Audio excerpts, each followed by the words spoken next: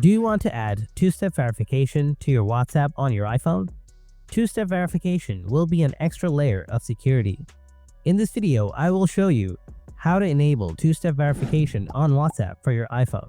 So, let's get started. Open up the WhatsApp app, then tap on the settings icon from the bottom right corner. Next, tap Account. Now tap Two-step verification. After that, tap Turn On. Enter a 6-digit PIN. And again, enter the 6-digit PIN to confirm. Now here, you can enter an email address for recovery. Tap on Add Email. Enter your email here. Then tap Next from the top right corner. WhatsApp will send you a verification code to your email. Enter the code and tap Verify from the top right corner.